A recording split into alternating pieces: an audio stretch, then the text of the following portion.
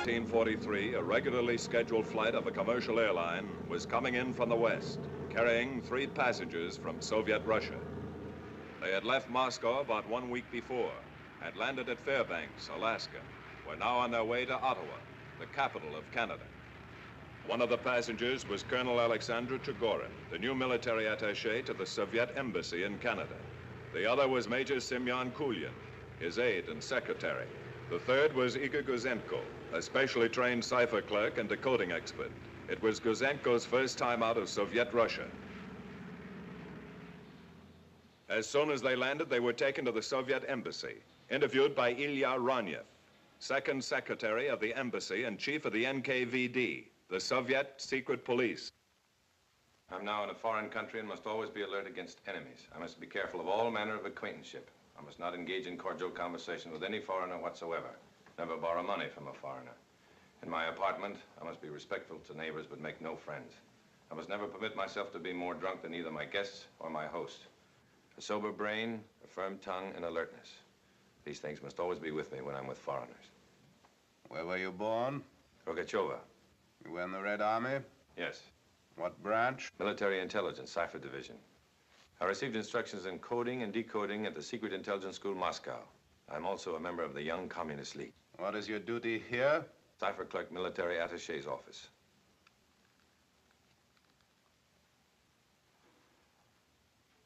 What do you know about this idiot? He was assigned to me by Headquarters Military Intelligence. Before you left Moscow, you were given certain answers to the questions I just asked you. Why didn't you use them? I'm sorry, Comrade Ronyev. I thought with you... You will give those answers to everyone, no matter who. You will think, eat, sleep, breathe those answers until you know no others. Where were you born? In the town of Gorky, Studiony Street. What school? Economics Technical Institute. What's your duty? I'm employed by the military attaché as translator and secretary. Have you ever been a soldier? No, never. That's better. I give only one warning. As a cipher clerk, you're a fountain of information. No one, not even members of the embassy staff, must know who you are and what your work is. No one will know. One more thing. It will be wise never to forget that even on foreign soil, you're a Soviet citizen and soldier. I could never forget that, Comrade Ronyev. We'll see. Bushkin will take you to the cipher section. That's all.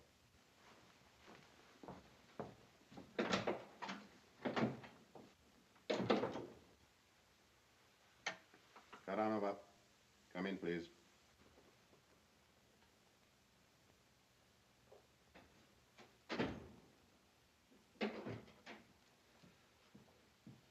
My secretary, Nina Karanova, Colonel Trigorin, Major Kulin. An unexpected pleasure. Will you have dinner with me tonight? Karanova.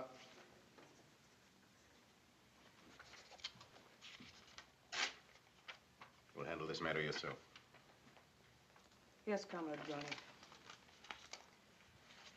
You haven't answered my question.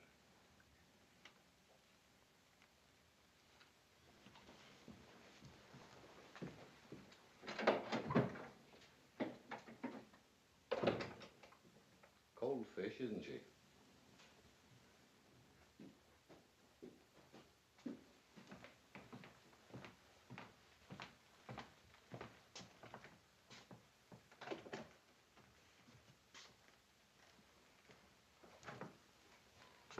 The bell is here.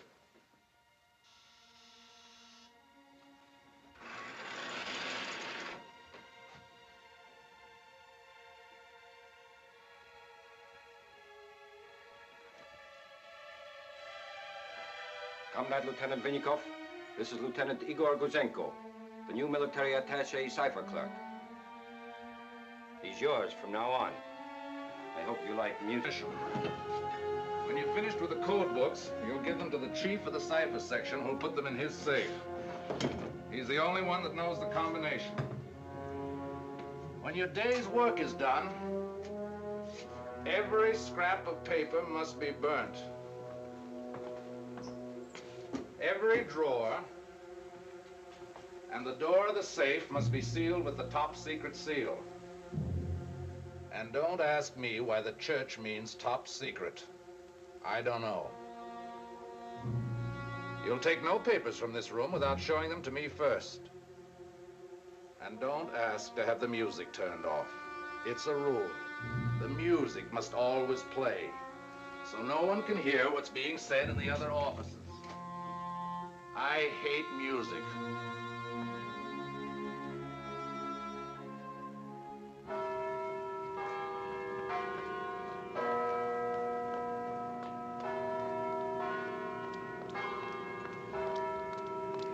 Koranova, Ranyev's secretary, was extremely friendly to Gouzenko.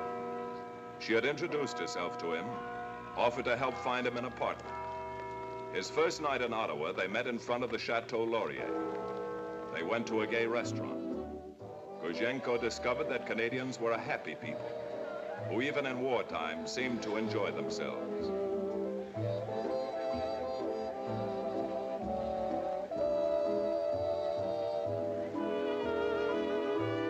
They danced until closing time, and then they went to her apartment. This is your apartment? Mm-hmm. You live here all alone? Alone? This is good enough for a commissar. I spend every penny I earn on this apartment. You think you could find me one like it? We'll try. I'll ask the manager in the morning. Pour yourself a drink. I'll be right back. Living must be cheap over here. It was cheaper in Tokyo. Do you live there? In the Soviet embassy. Berlin, too. Were you a secretary in Berlin? And in Tokyo. I was trained for the diplomatic service. Perhaps we went to the same schools. I went to the Economic Technical Institute. Any others? Did you have a drink? I'll have another. And you? No. No more tonight. Well, you may sit next to me.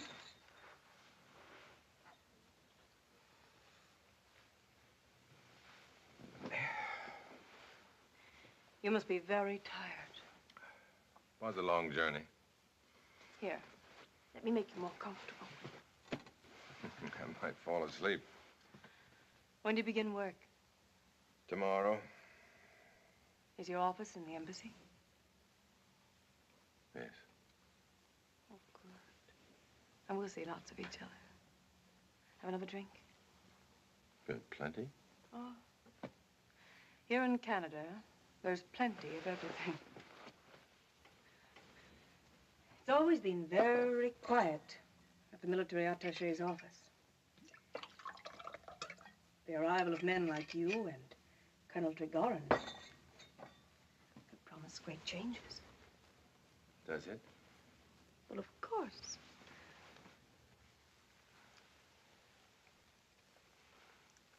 Ah, it's wonderful. Makes the stomach dance. I'm getting sleepy. Well, then rest. Because tomorrow you'll have to work very hard. There'll be messages. Many secret messages. Isn't that true? I'm a very important person with all kinds of important secrets. Listen, I'll tell you one. My wife is very beautiful. More beautiful than I?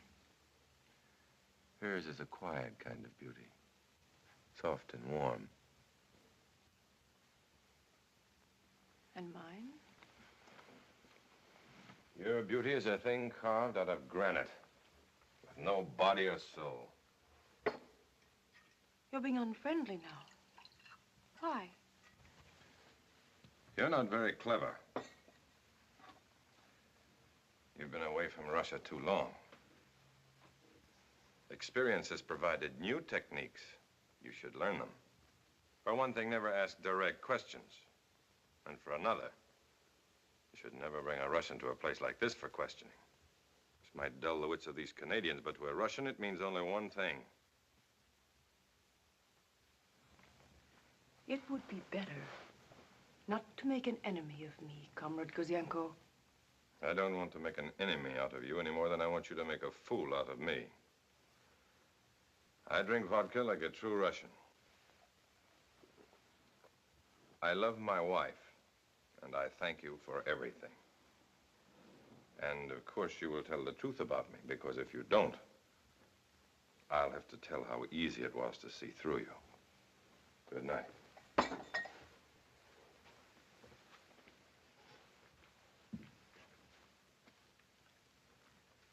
I was born in the town of Gorky on Studioni Street.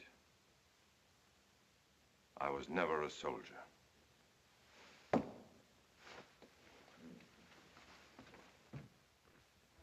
Within a few days, Gouzenko settled down to the job for which he had been so well trained. The very first message he decoded ordered Trigorin and Ranyev to meet someone codenamed Paul. Paul's registration card was in the secret file. Surname, John Grubb, Canadian citizen. Codename, Paul. Detailed material on his biography is available in the center in the Comintern. Get in, gentlemen.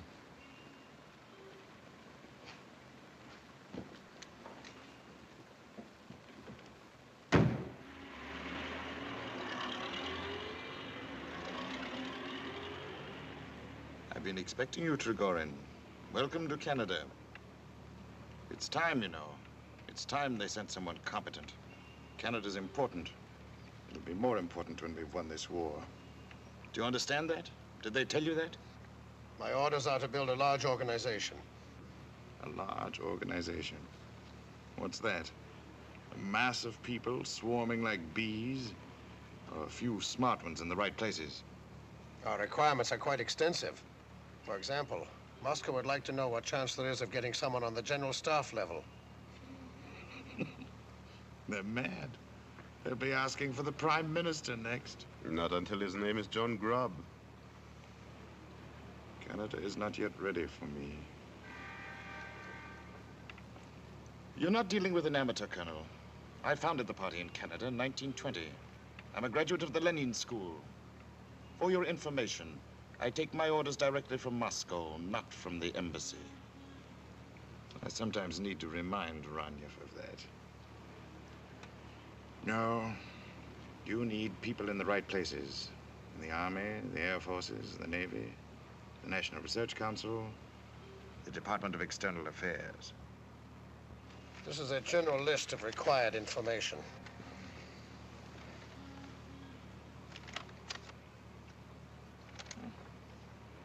Stop here. They're asking for a lot, but they'll get it. Good night, gentlemen.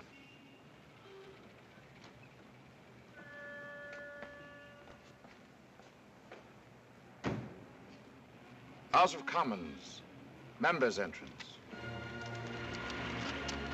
Front organizations provided a showcase for potential agents.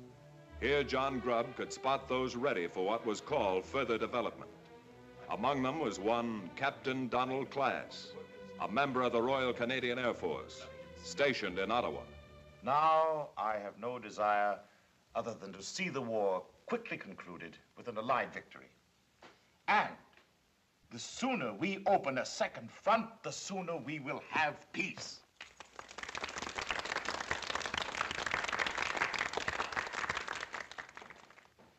Ladies and gentlemen, to our Soviet friends.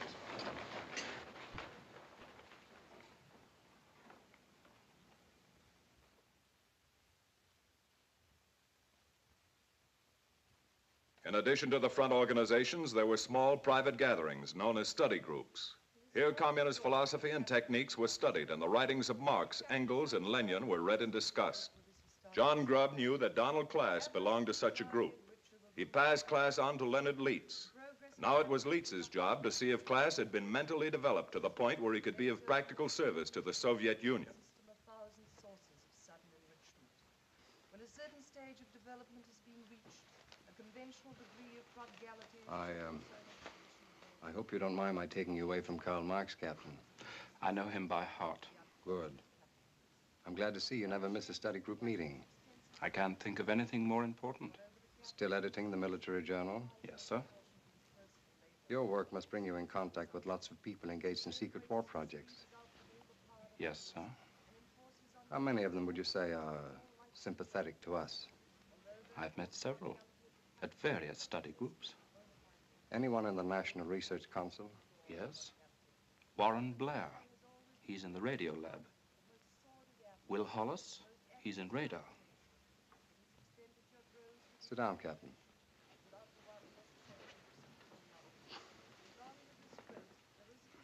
Captain Class, all kinds of people come to these Marxist study groups.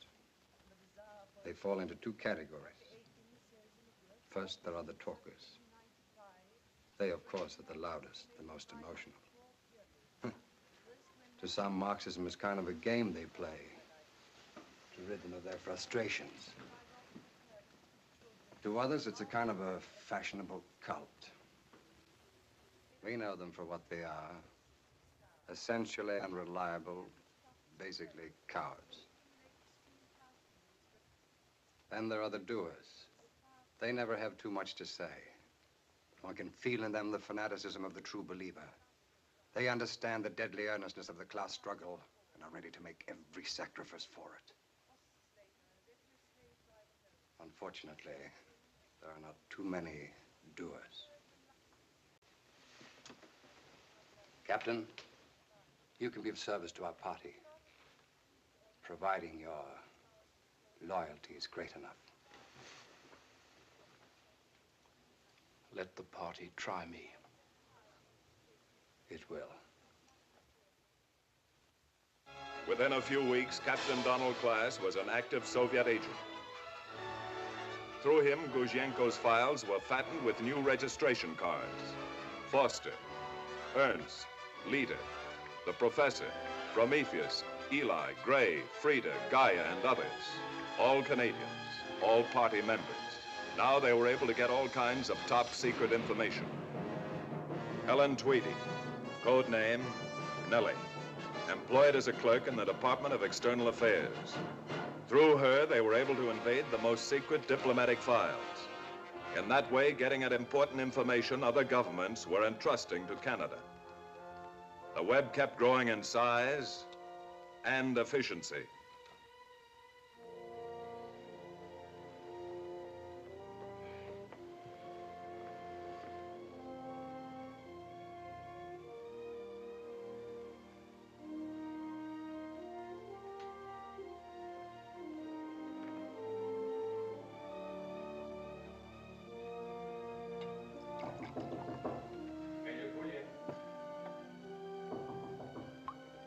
Come in. Come in, Gouzenko. Have a drink. I'm sorry, I haven't got time right now. I've got some news for you.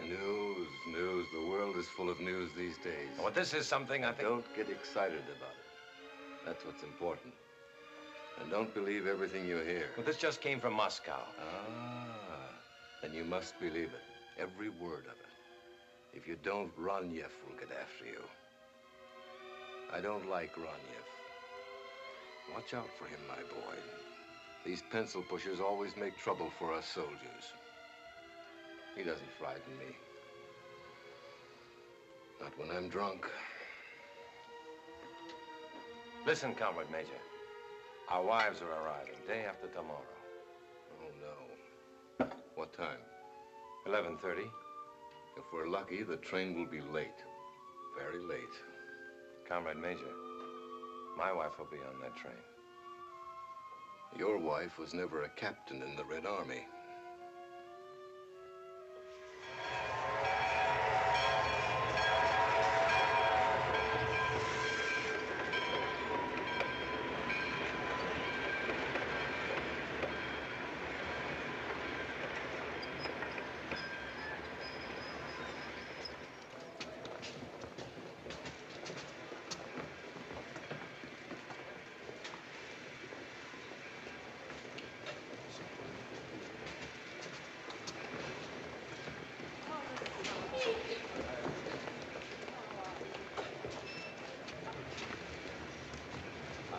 Hope you had a pleasant journey.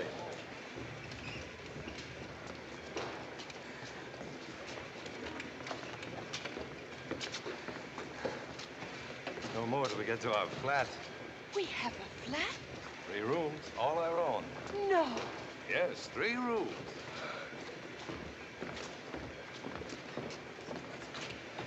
Dr. Norman? Yes. I'm Leonard Leeds, MP from Montreal. How do you do? My old friend, Dr. Fred Vincent, wrote me you were coming here to work with our National Research Council. I took it upon myself to welcome you to Canada. That's very kind of you. And then after San Francisco, we passed through Chicago and New York. The buildings, Igor. I was made dizzy by the size of them.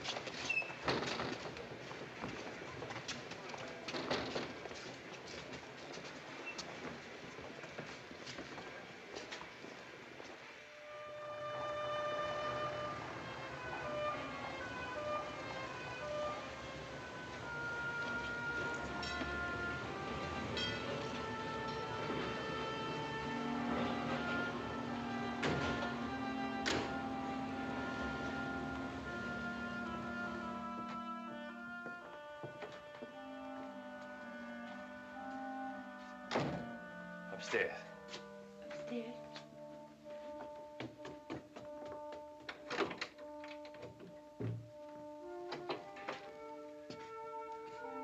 Welcome home, Anna. Igor.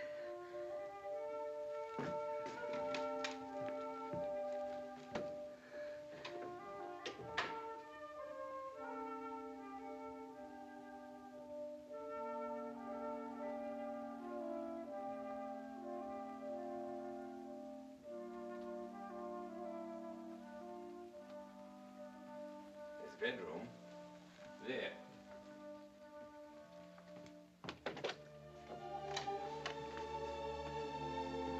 Oh, it's beautiful. I don't know what to say. Don't say anything now. We'll need lots of time. But I can't wait. I've got to tell you something. I've been waiting weeks to tell you. Something wrong? Oh, no. Very wonderful. I'm going to have a baby. And the months passed quickly for the Gouzenkos. It was spring. Whenever he had time away from the embassy, they would go for long walks, exploring what to them was a strange, sometimes disturbing, sometimes puzzling world.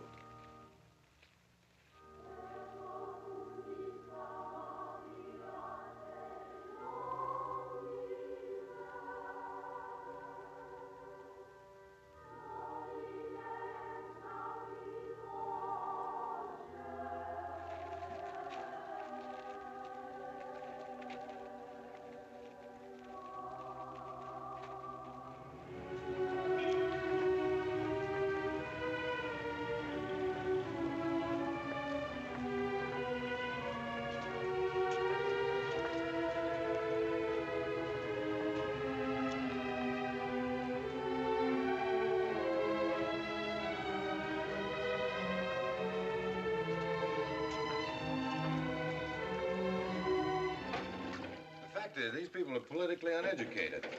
They have no leadership to help them think. Either they don't think at all or they think as they please. It isn't any wonder they get confused. But you haven't yet told me one thing.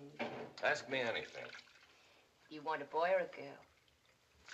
Here I'm being absolutely brilliant on what's wrong with democracy. No, I'm not very interested tonight. Answer my question. Naturally. Everybody wants a boy first. Boys have a better future. They grow up to be men.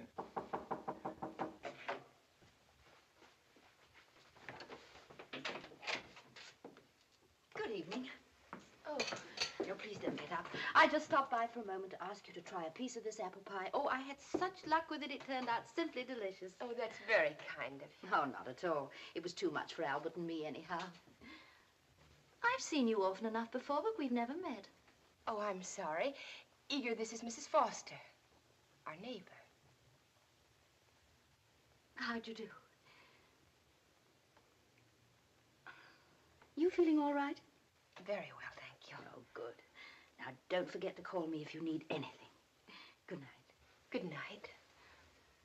Good night. Good night.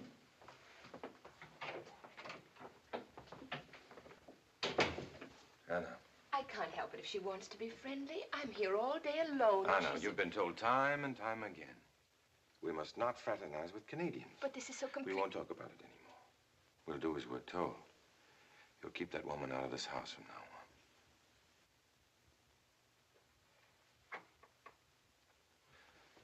on. I'm sorry, dear. But we must be very careful. You know that. I'm old at being careful.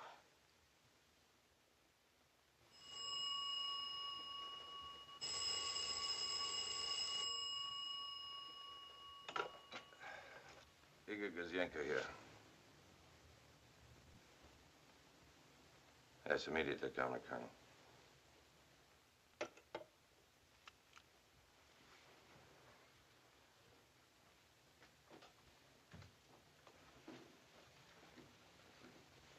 That was Trigorin. He wants me down at the embassy right away.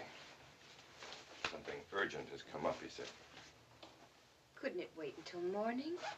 Of course. But it's like the army. You hurry here so you can wait longer there.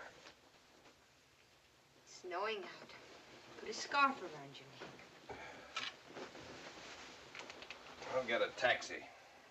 If I can. Worries me, I'm leaving you here all alone. I'll be all right. Are you sure of that? Of course. The doctor said it would be at least a week more. Doctors are sometimes wrong. Stop worrying, Igor. I feel very well. Get your work done and hurry home. I'll keep the bed warm for you. I'll hurry.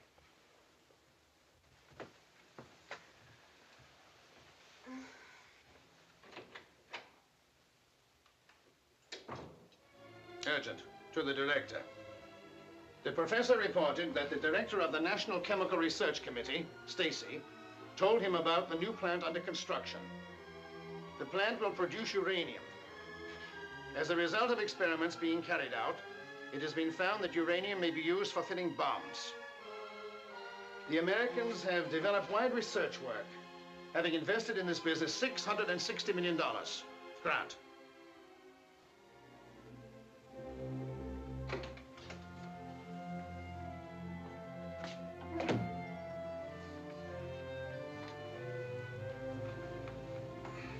This goes to Moscow right away. It's urgent. Everything's always urgent. Especially getting back to bed.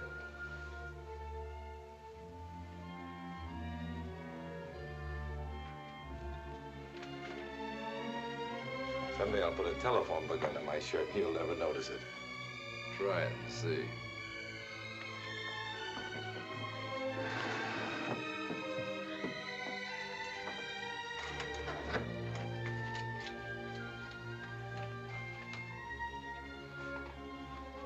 Oh, wait a minute. There's a message for you. It came about an hour ago, but I had orders not to disturb you. Your wife's at St. Vincent Hospital. She's given birth to a 7-pound, 6-ounce boy. Both are doing well. A boy!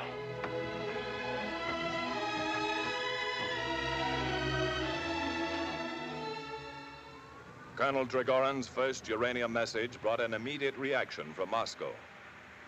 This project was given precedence over every other activity.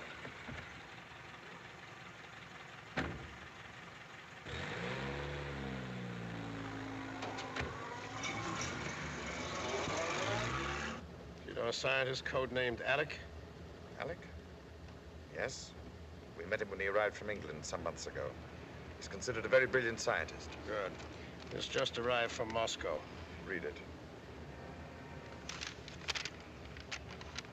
Alec is a very valuable source, and therefore conduct this operation with as great caution as possible. He is a corporate. I consider it best to establish contact through Paul, director. He may be politically confused. He may need re-educating. We can't afford to waste time. The director has given the uranium project top priority. I'll take care of it myself. What's his code greeting? Best regards from Michael.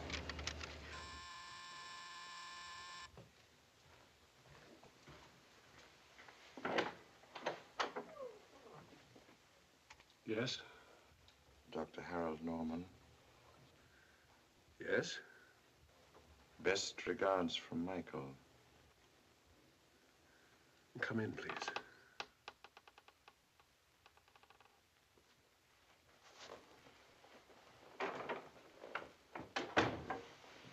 Who are you? I am Paul. And you are Alec.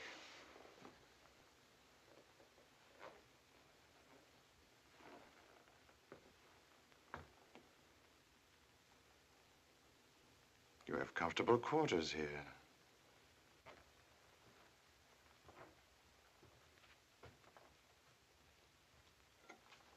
You can't look at those papers. They're top secret.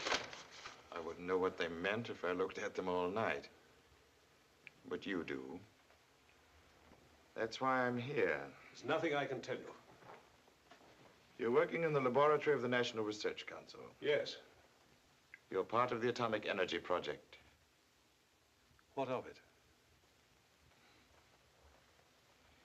You have a nice phonograph.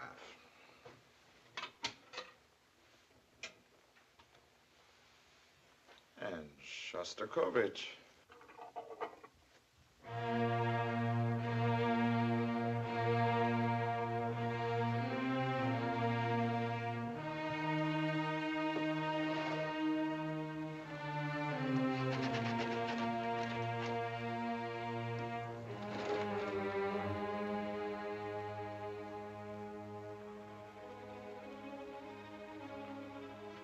Sit down, Doctor. Sit down. Let's be comfortable while we listen.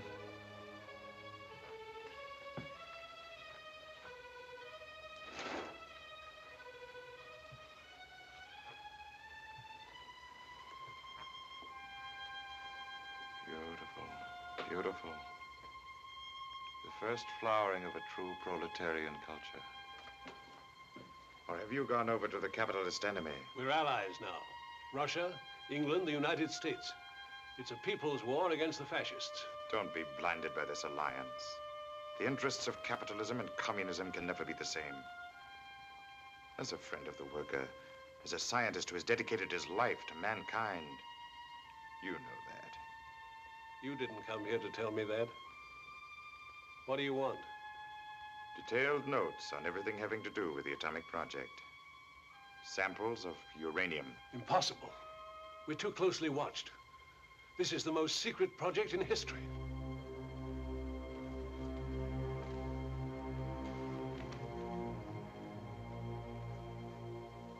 As a member of the party, you willingly assumed certain responsibilities. In the past, you never gave us reason to question your loyalty. But you don't understand. This is no ordinary explosive. This is a force as powerful as nature. Uncontrolled, it could destroy the world. Exactly. And that's why we must all have it. Don't you see? Then they'll not dare use it. Think of it, Dr. Norman. You and others like you can help bring peace to the world. Peace and a chance for decent people to build a new, free world. You can't refuse, Dr. Norman. It will be your contribution to the safety of mankind. The safety of mankind.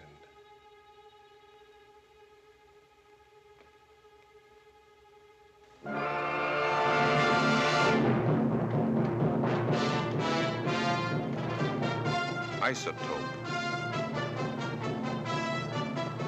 Neutron. Plutonium. Chain reaction.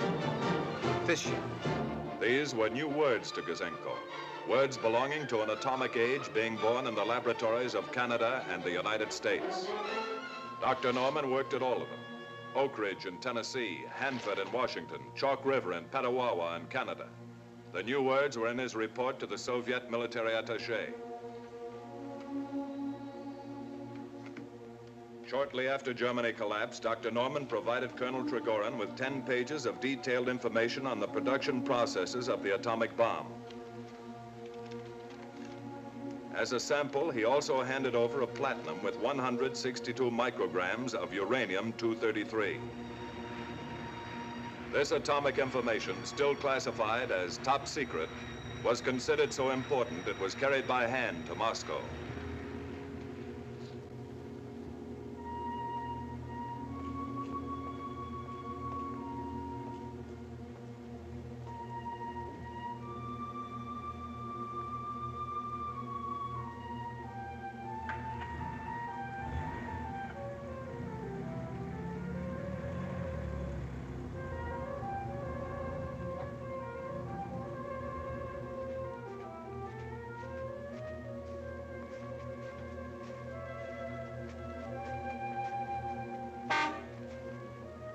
Jump in, Doctor.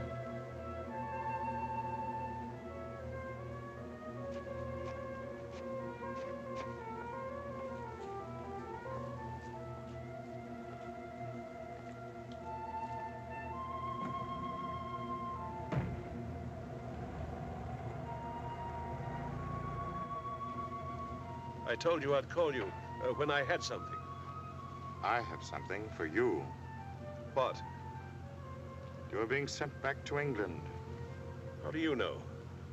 We know. Do you deny it? No. I just heard it myself. I was going to tell you. In a few days, you will receive further instructions about contacting one of our men in London. You will give him any additional information you have, and all the new information you will get. I've done about all I can. This whole business is extremely painful to me. You're becoming a sentimentalist, Dr. Norman. You will receive further instructions within the next few days.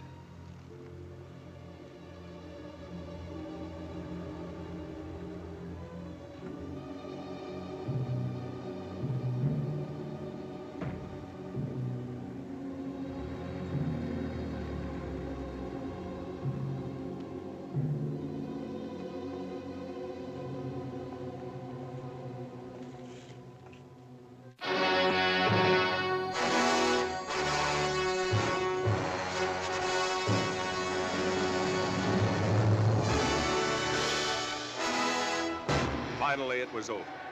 The tired world sang and danced and laughed. Perhaps at last there would be peace in our time.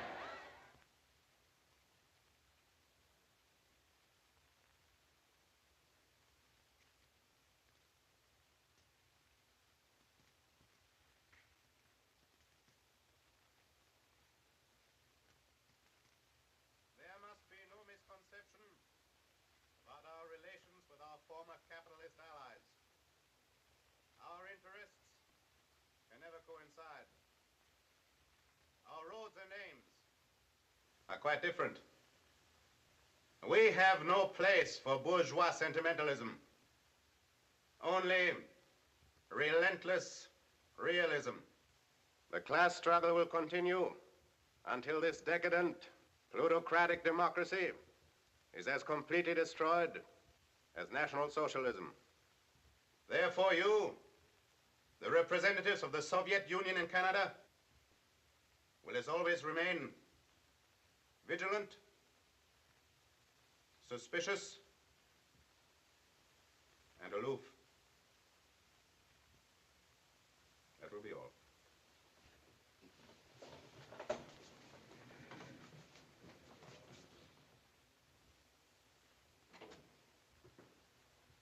Hello. Did you have a nice time? Oh, yes, thank you. Was Andre all right? Not a peep out of him. That's a wonderful boy you have there, Mr. Gouzenko, a real little gentleman. Thank you. Is there something wrong, Mr. Gouzenko? Oh, no. That is, my husband isn't feeling very well. Oh. Well, if it's his stomach, I've got the most... Oh, no, thank you. He'll be all right if I get him to bed right away. In that case, I'll run along this very minute. You were very kind to sit up with Andre.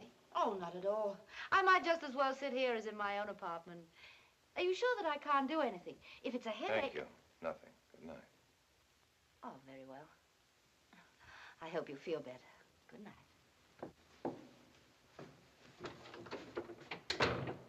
Anna. What could I do? You telephoned me at the last moment. Tell me I must come to the embassy immediately for a special meeting. I can't leave Andre alone. Somebody must look after him. Be grateful you have kind neighbors.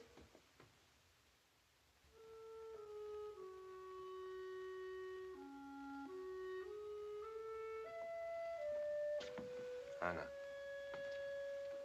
you must understand, I'm not the one You who... look at him. He sleeps so peacefully. I'm sorry if I shouted at you, but... Poor little fellow. It would be a pity to have him grow up thinking the world is his enemy. By then, everything will be better. Are you sure, Igor? Are you sure? Anna. I listened to Ramier tonight. And suddenly I was sick inside myself. These people are not our enemies. They are our friends. It is we who are acting like enemies. Anna, you must not say these things to me. I can't help it. I'm afraid. For him. For you. For me. Before I came here, I believed everything. Now I can't even understand. We're simple people, Anna. We can't understand everything. We must have faith in our leaders. We must understand, Igor. We must. For his sake. If I've learned anything here, Igor, I've learned that no human being should ever be forced to live in fear. Igor. No more, Anna. You must not talk like that anymore. I won't listen to you.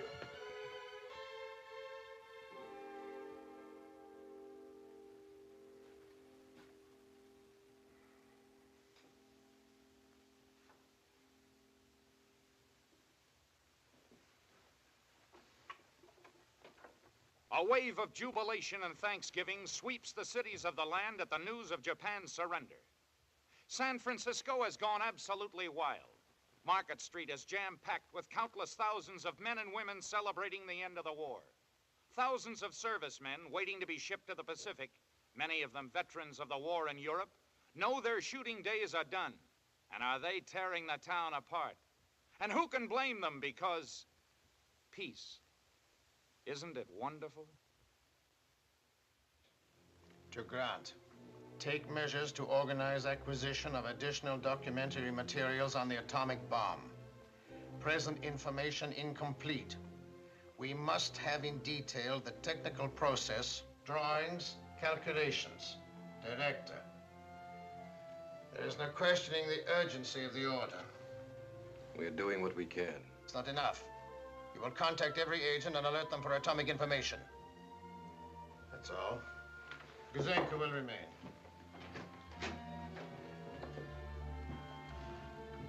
Oh, Gouzenko,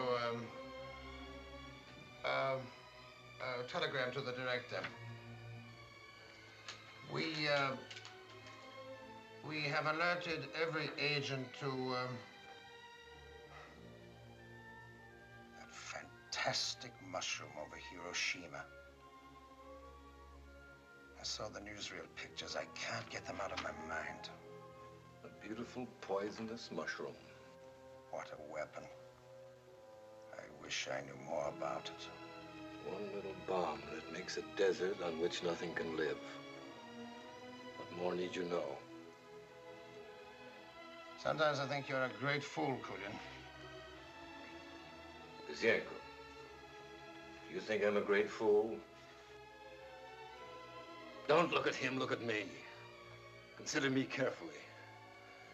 I've got blood on both hands and I sleep with dead faces on my eyeballs. You have my permission to shut up, Kulin. Gouzenko, I told you. Look at me.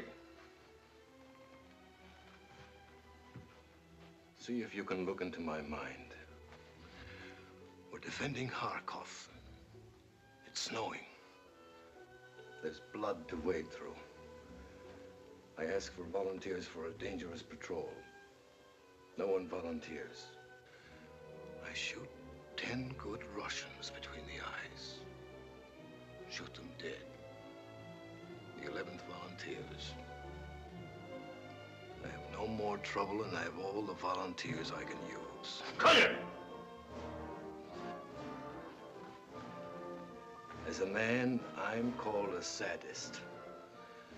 But what of governments that pile dead on dead and justify murder as a means to an end? What name do you call them? You simple Russian soul, you answer me. You're making it very difficult for me, my friend. Don't force me to send you back to Russia.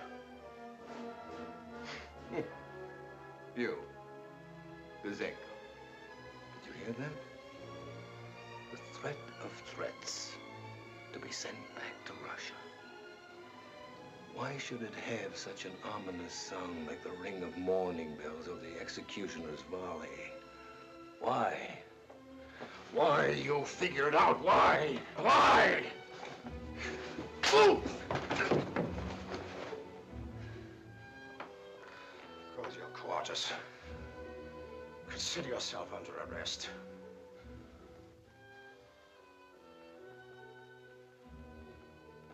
Yes. It's about time. I can't stomach it anymore. An efficient firing squad will solve all my problems.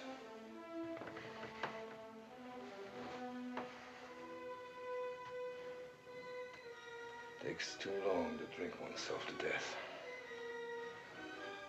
Too long.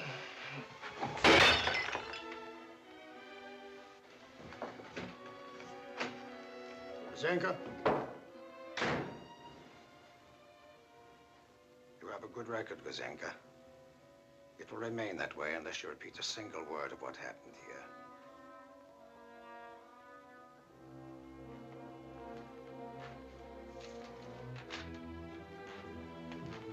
File this.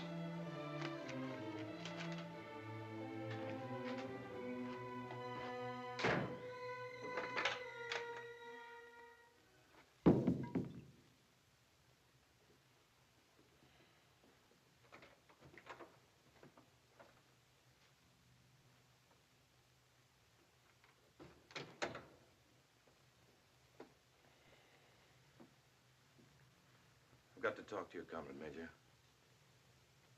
Go away. Why do you say you can't stomach it anymore? What is it makes you willing to face a firing squad?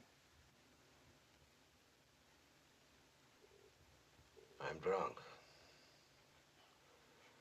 I never know what I say when I'm drunk. Comrade Kulin, you're the son of one of the great heroes of the revolution. Your father was close to Lenin. You're turning away from everything he stands for. Why? My father was once a great revolutionary Marxist. Today, he pays for a living by saying what he's told to say. Kulin, you know more than I. Do you think there's going to be another war? War is part of the process leading towards a general upheaval throughout the world that will result in the establishment of world communism. There mustn't be another war. Never again. Listen, Kulin, there must be another way. Tell me the truth. Truth? What's that? I used to know when I was a very little boy. You don't know. You will never know. You were born too late.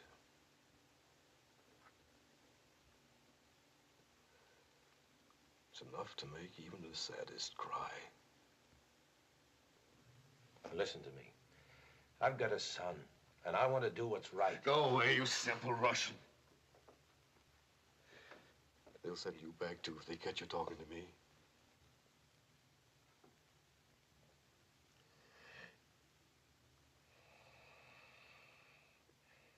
Go away.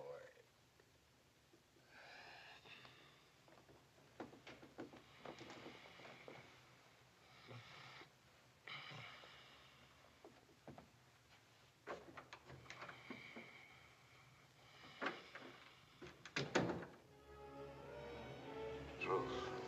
You don't know. You were born too late. I've learned that no human being should ever be forced to live in fear. Our roads and names are quite different. The class struggle will continue. These people are not our enemies. Don't force me to send you back to Russia. Today, he pays for living by saying what he's told us. He must understand, Igor. What of governments that pile debt on debt to justify murder as a means to an end? He must understand. Sometimes I think you're... Contact every agent on Earth under atomic information. Our interests can never coincide. The class Sometimes I think you're... He must understand, for his sake. For his sake. For his sake. Igor?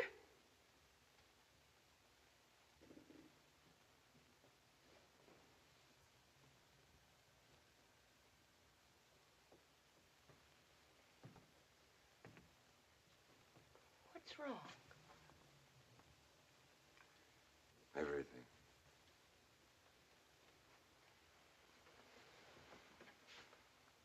I was just talking to Kulin.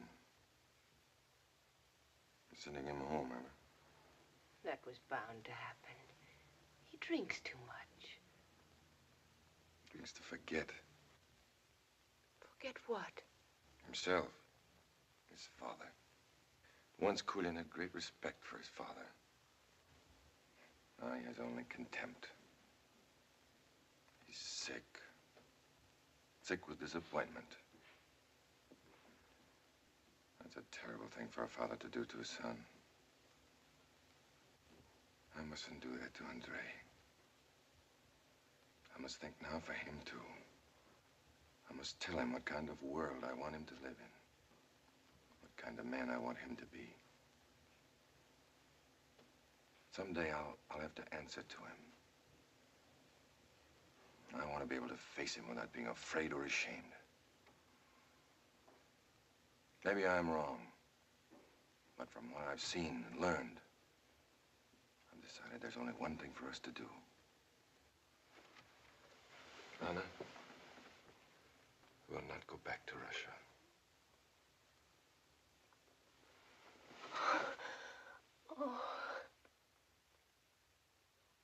In the weeks that followed, Gouzenko formulated a plan. He selected certain key documents from his secret files, very carefully marked each one.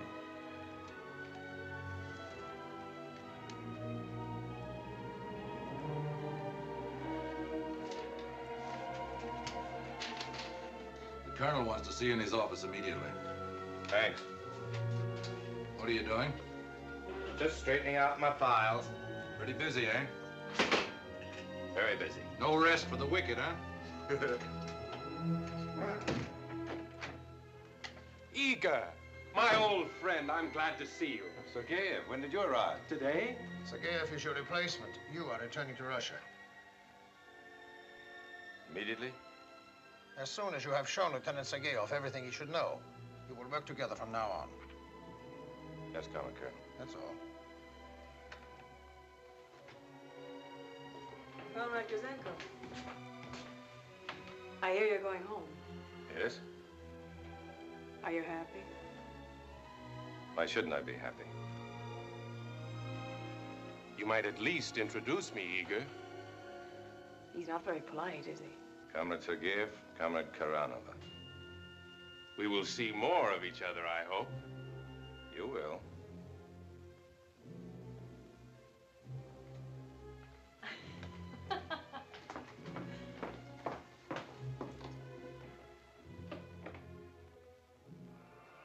Gouzenko realized that from now on, his replacement, Sergeyev, would be continually at his side. To complete his plan, he needed to take immediate action. That same night, he returned to the embassy.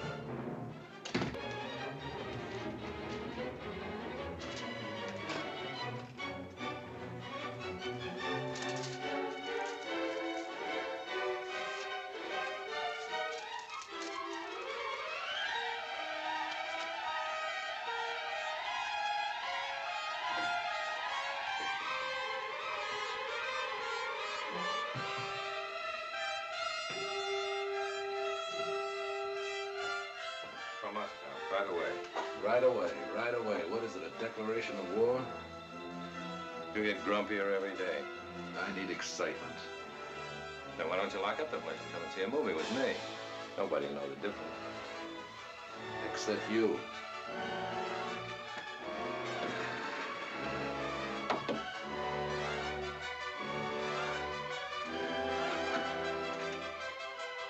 Go along now before I report you for trying to make me neglect my duty.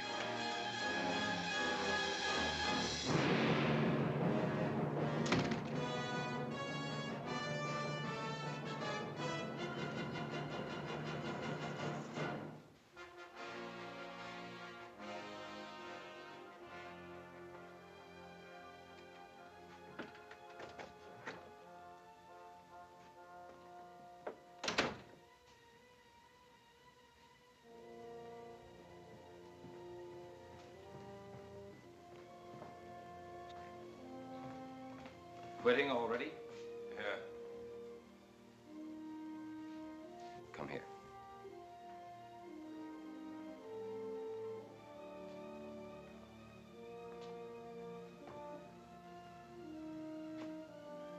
What do you want?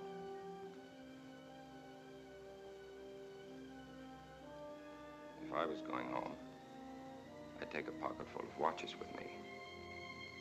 I'd be a colonel in no time, I'll bet you. It's a good idea. Good night.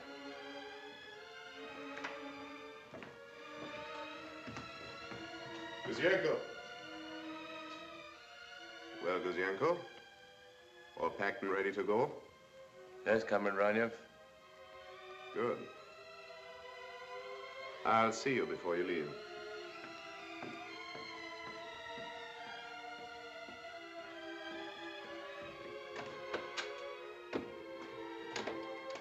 Gouzenko went directly to the Justice Building. Convinced that the information he carried must go to the highest level of government, he was determined to see no one less than the Minister of Justice.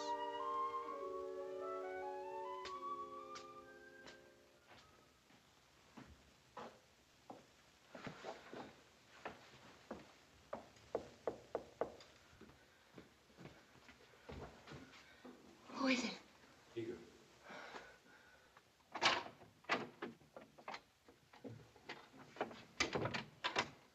I went to the Justice Department. There's nobody there but a sentry. I couldn't tell him anything. How could I trust him? They'll be searching for you at 12 tomorrow. I know. I'll go back to the Justice Department first thing in the morning. You and Andre will come with me. I won't leave you here alone. We'll come.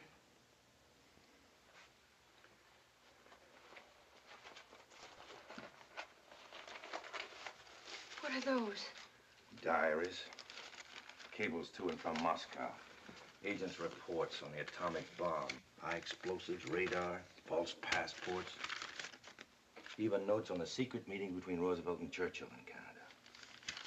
100 documents. The whole story in the agent's own handwriting, what they've been doing in Canada. They'll surely kill you when they find out.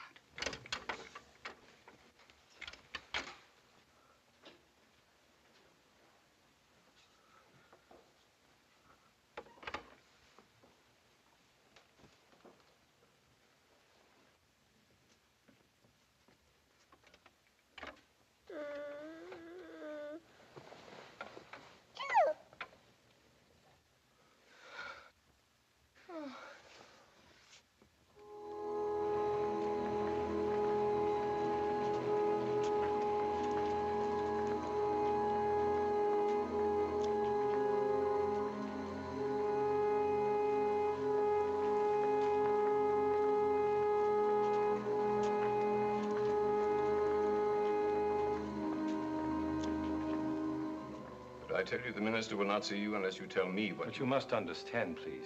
I cannot tell my business to anyone but the minister himself. Why not? It's a matter of great secrecy. It involves the Canadian and Russian governments. The minister's in his other office, at the Parliament buildings. Perhaps if you go there. Thank you. We will go there.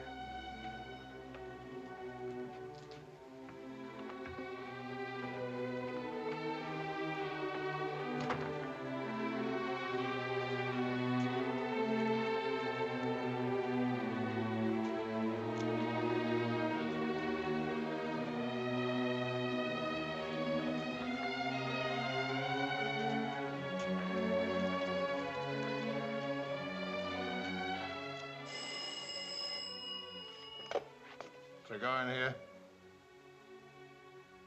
You've telephoned his apartment? Strange. Call me when he gets in.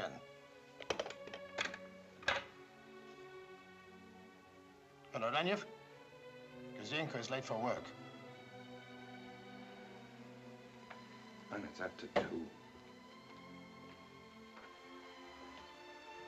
Please, we've been waiting for 2 hours. Time is important. I'm terribly sorry, but the minister is running way behind with his appointments. If you can come by tomorrow, we may be able to fit you in somewhere.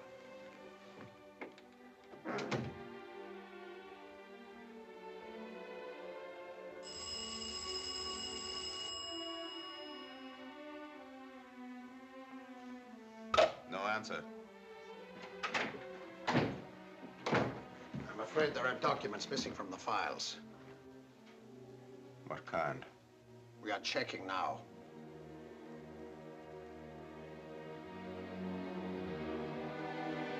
Gouzenko was beaten. His story was too big, too incredible. If the Canadian government would not listen, then he had risked everything for nothing. Then suddenly he remembered what he had learned about the Canadian newspapers. Their independence, their freedom. They were his last hope.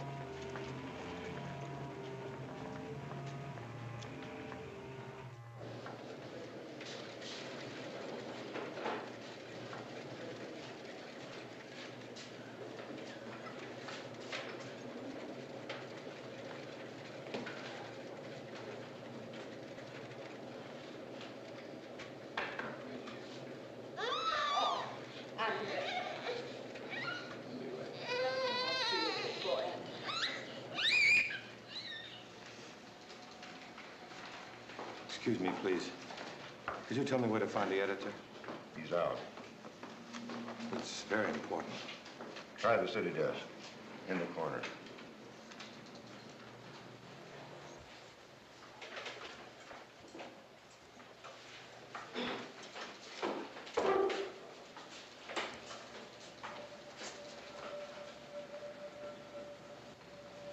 I have some very important information for you.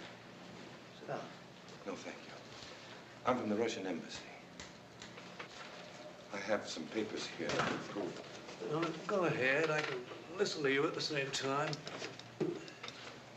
Some papers that will prove that Soviet Russia is operating a spy system in Canada. Go ahead. This document will prove that one scientist working on the atomic bomb is giving information to the Soviet military attaché. There's no time to lose. Already they're looking for me. You must print these right away before they kill me. Sure. Before they kill you. Your life's in danger, isn't it? Well, you take that stuff to the Royal Canadian Mounted Police. They'll take care of you, and those Russians, too. But the Canadian people should know as soon as possible what these people... Of course they should.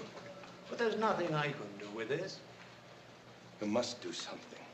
It's for the safety of your country. Have you been to the Justice Department? Yes. They wouldn't see me. Sorry. The government won't touch it. I guess it's too big for us to... Excuse me.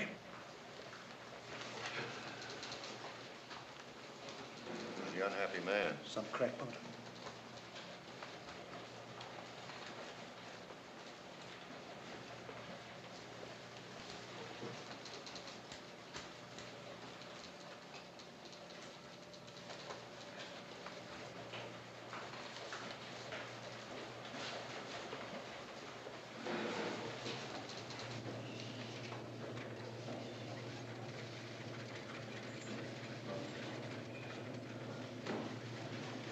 What happened? They acted as if I were crazy. They must believe me. They must. What are we going to do now? Go home and pack.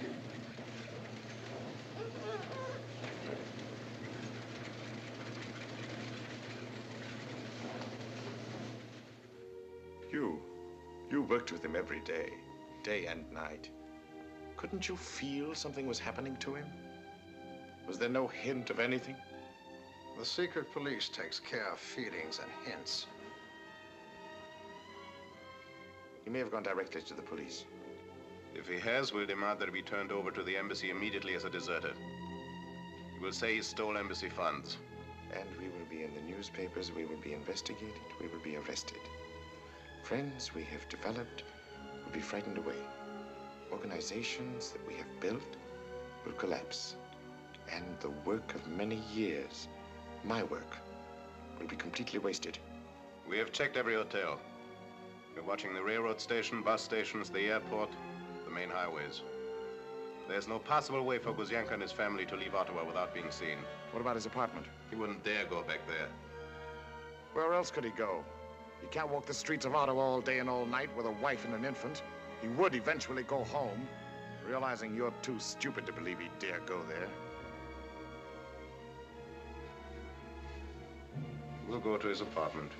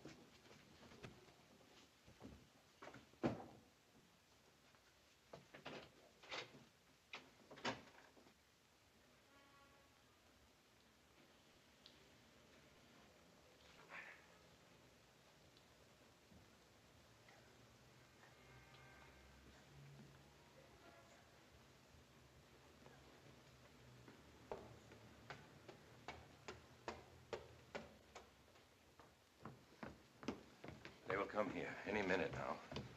I must take Andre someplace where you'll be safe. A hotel, some other city. You will come also. I must be here when they come. But they'll kill you. Anna, it's you and Andre I'm doing this for. Please don't make it worthless. You will pack now, Anna. Take this. I'll get you more. Go to the Royal Hotel. Wait for me there. If I'm not there within... Gouzenko.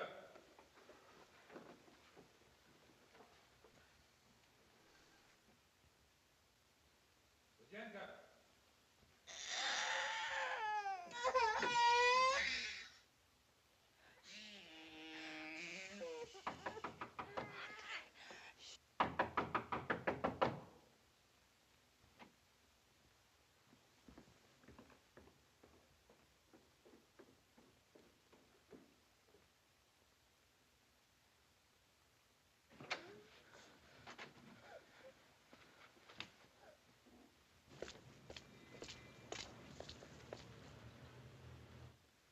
Vinyakov. Has he gone? No. Anna, we won't be able to leave now. Come with me. Hurry.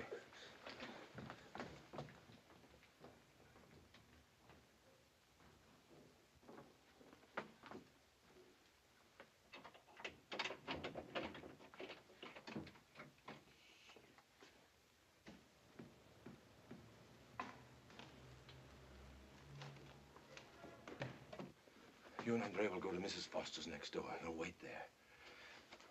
If anything should happen to me, turn these over to the police. Tell them the whole story.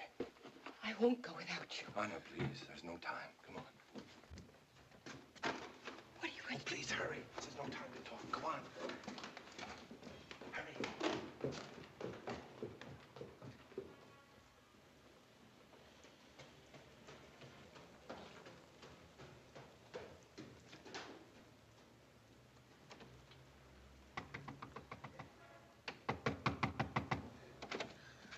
Hello there. Go in. Go in.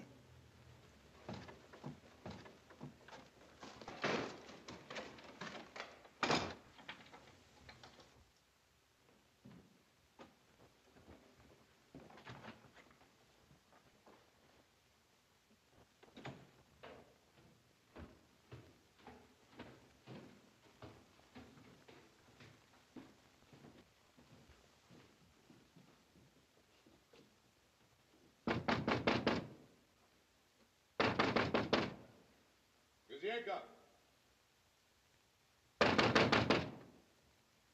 Gouzenko! You know you're there. Let us in.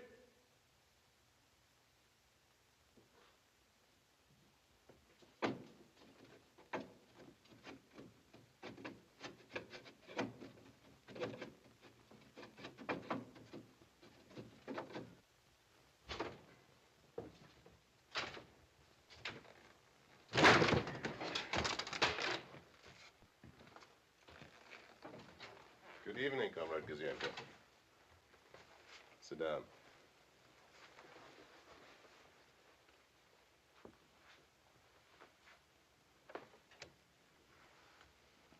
We were worried about you, Gouzenko. Thought perhaps you were ill. You are ill, aren't you? You must be. You've been working too hard. A nervous breakdown. Your mind is temporarily affected, isn't it? Maybe you lost your tongue, too. He will help you to find it if we must.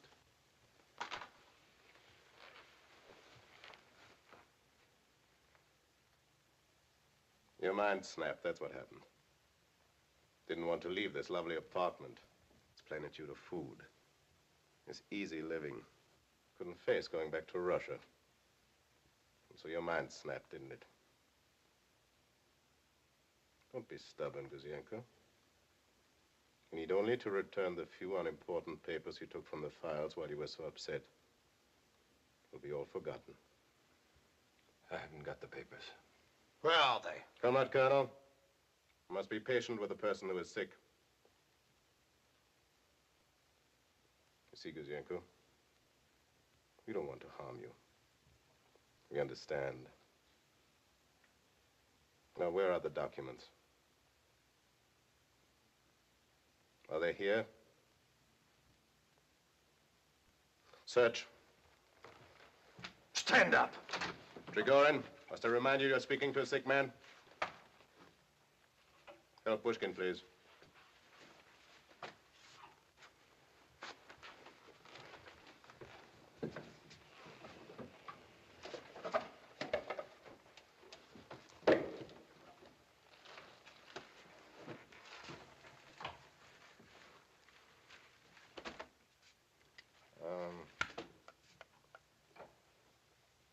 Where's your wife and son? You don't really expect me to answer that question, do you? I was just curious. There is no use searching here. It is obvious that his wife has the papers wherever she is. That should not be too difficult to find out. Trigorin is not as patient as I am, or as understanding.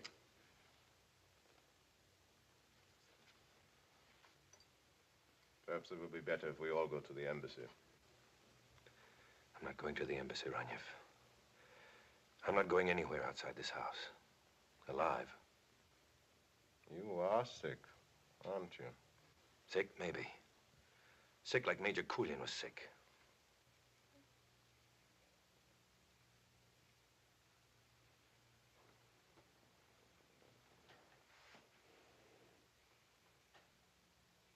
You have a father, Gouzenko. You have a mother, a brother, and a sister. Your wife has a mother, a father, and two sisters. All living in Russia. They had nothing to do with this. Exactly. They have nothing to do with this.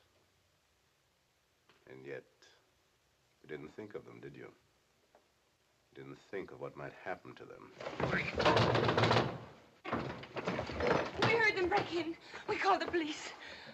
What's going on in here? Who are you? We are from the Soviet embassy.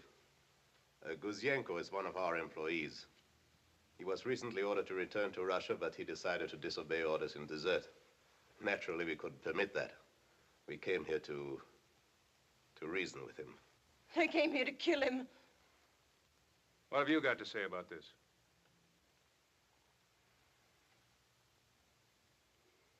What's happened to you? Why don't you speak? Anna, go get the documents.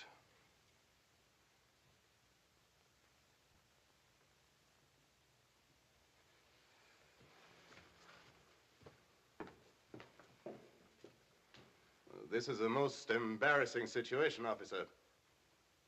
As I've told you, this man is a Russian national who refused to return to his homeland. Actually, I think he's ill. In any event, this is strictly an embassy problem of no concern to... Anna, give them to the officer. Those documents are Soviet property. They were stolen from the Soviet embassy. I must warn you. Unless you return those documents immediately, I shall be compelled to report you to your government. Well, this is kind of getting over my head. I don't know. Officer, those are not only papers. They're a death warrant. When I gave them to you, I sentenced myself and my family and my wife's family to execution. We must all die sooner or later, so it doesn't really matter. It's how we die and why we die that's important. Take them away with you. And take my wife and child. This man is insane. As a representative of the Soviet government, I demand that you hand me those documents. You say they were stolen? Yes. Stolen property must be identified and claimed at police headquarters. That's the law.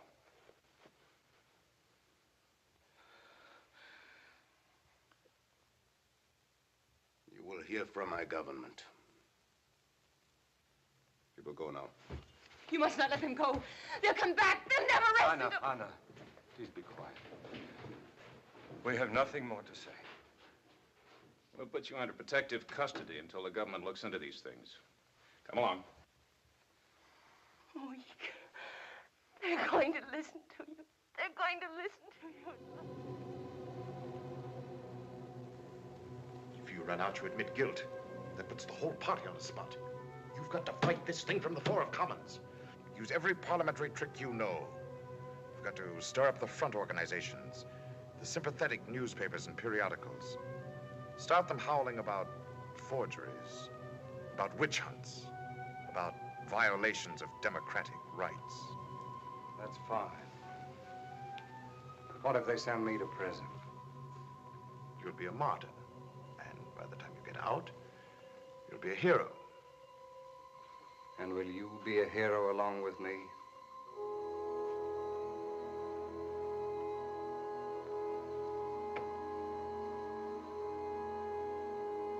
The party comes first. What about Igor Gouzenko? If he goes unpunished, others might do the same.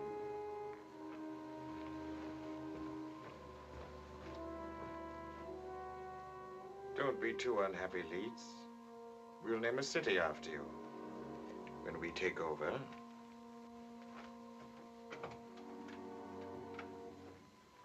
Moscow. Urgent. The following members of the staff of the Soviet embassy in Ottawa, Canada, will return without delay to Moscow. Comrade Nina Karanova. Comrade Lieutenant Pyotr Sergeyev. Comrade Colonel Alexander Trigorin. Comrade Ilya Granev. Comrade Kulin will be pleased to see us.